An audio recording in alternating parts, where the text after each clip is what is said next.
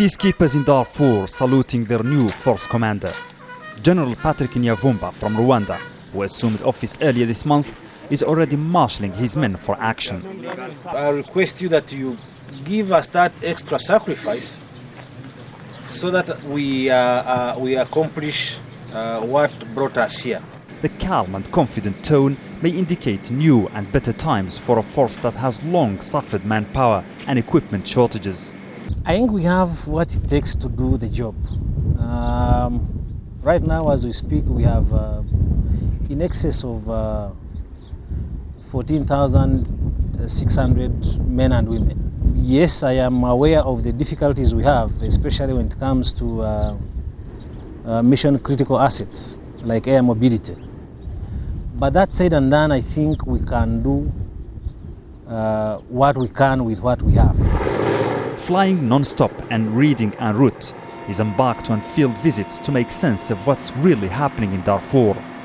His predecessor described the situation as no longer a war, but rather a low-intensity conflict, with banditry as its main problem. But as yet, the new chief has no comment. Across the region, the main message in every briefing is that the situation is calm, though unpredictable.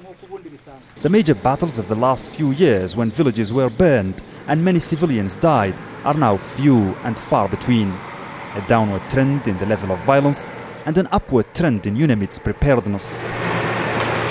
Bridge Colonel NODDY Stafford had been in charge of troop deployment.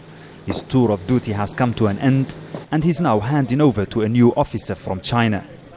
When I first came here, there were 39% of the force deployed. That was 39% of the figure authorized under UN Security Council Resolution 1769, and we are now up to 75%.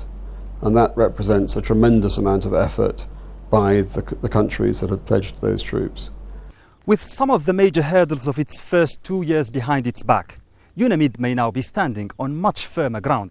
In fact, they have now more challenges related to the geography of the region than to the conflict itself.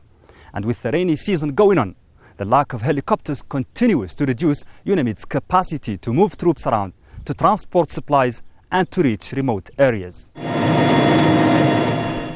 And that task is made all the harder as rains cut off many parts of Darfur's vast and rugged terrain. But with what limited mobility on the ground they have, the troops are patrolling camps, doing more to win hearts and minds, interacting with rebel groups and creating a sense of security around the farms where people who've lost their homes sow their crops.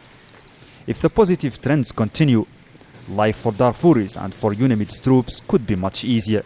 However, with the root causes of the conflict unresolved, and in the absence of a solid peace treaty, the situation remains unpredictable. Mohammed Vall, Al Jazeera, Darfur.